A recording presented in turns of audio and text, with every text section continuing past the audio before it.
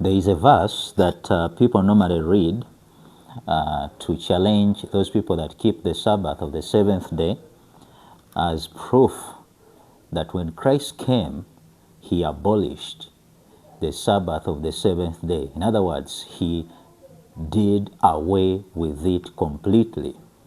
And that verse is in the book of Matthew 11:28, which says, "Come unto me, all ye that labor and are heavy laden, and I will give you rest. Come unto me, all ye that labor and are heavy laden, and I will give you rest." Now, people normally quote that and they tell us that, you see, it is Christ who is going to give us rest from our labor. So meaning that we who cease from work on the seventh day and observe that Sabbath, they have told us here that Christ is going to give us rest from our labor. Meaning that the commandment which says that remember the Sabbath day to keep it holy, 6 days thou shalt thou labor and do thy work, but the seventh is the Sabbath of the Lord thy God. So it is Christ now who is giving us rest from that labor. So they make this rest in Christ a fulfillment of the seventh day Sabbath rest. And because we believe in Christ and receive this rest, therefore, the rest of the seventh day ceases to exist. Now, have you heard that? I'm sure it has been aired out very often. Now, the question that you need to ask yourself, and I also need to ask myself, is this. Look at the people that Christ gives rest in Matthew 11:28. This rest is rest from their labor. Come unto me, all ye that labor and are heavy laden, I will give you rest. Meaning that the rest that Christ is giving us in here is rest from our labor. He wants to give us rest from our labor. Come unto me, all ye that labor. Man laboring. Christ is saying, no, come unto me, I'll give you this ultimate spiritual rest. So meaning that the rest that Christ is giving in Matthew 11:28 is a rest from our labor. That is what he is giving believing Christians. But now ask yourself, is it the same rest as that of the seventh day Sabbath? People rush and say yes. Why? Because the commandment says 6 days shalt thou labor and do all thy work. But the seventh is the Sabbath of the Lord. So because they see a laboring 6 days and then ceasing to labor and resting on the seventh, so they take that very fast and plug it in here in Matthew 11:28 and say, now that one was done away with, we have the ultimate spiritual rest in Christ. Much as the ultimate spiritual rest in Christ does exist, but then the rest of the seventh day, there is something different that is going to give us an entirely different picture.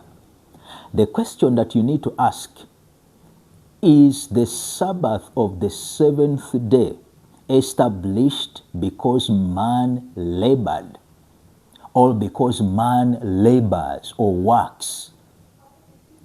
Is the seventh day Sabbath established because man labors?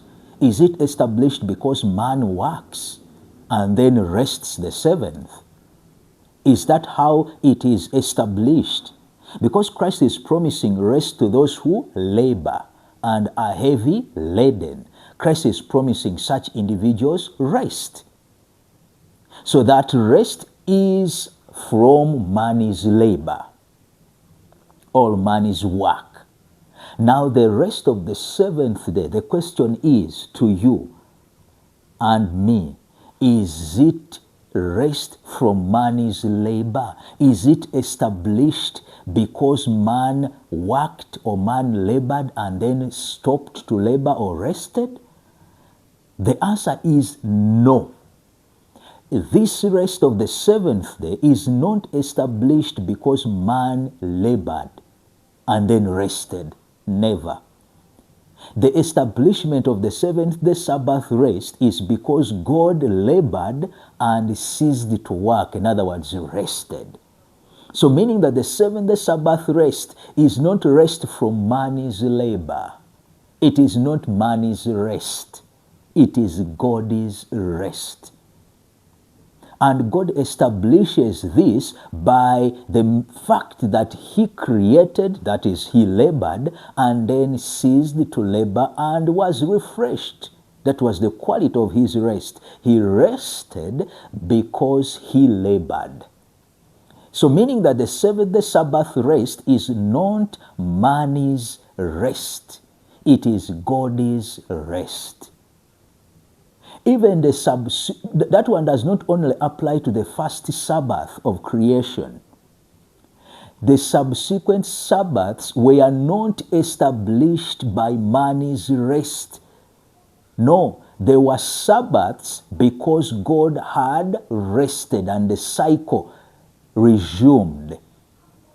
So when the cycle resumed and he reached the seventh day, which God sanctified because in it he rested, that rest, the Sabbath, was just a memorial of his creative work. So the seventh day Sabbath rest is not established because man labored and then rested. Remember, Christ is saying, "Come unto me, all ye that labor and are heavy laden, then I give you rest." Meaning that the rest that Christ is giving is rest from man's labor, rest from your labor, rest from my labor. Christ is promising me promising me that ultimate rest. But then the seventh-day Sabbath, is it rest from man's labor? Was it established because man rested, man labored 6 days and rested the seventh? Is that how it came into existence? The answer is no. So meaning that if Christ is promising rest to those that labor, he is resting those that labor. But the seventh-day Sabbath rest is rest because not man worked or labored, but because God worked or labored, rested and established that. So meaning that this rest in Matthew 11:28, though people have been bringing that verse to do away with the seventh-day Sabbath rest, but notice, you have to note how the wording is. "Come unto me, all ye that labor and are heavy laden, then I give you rest." It is rest from your labor. But the seventh-day Sabbath rest is not rest from my labor. Let me even tell you this. When I cease to work on the seventh day, that does not establish the Sabbath rest of the seventh day.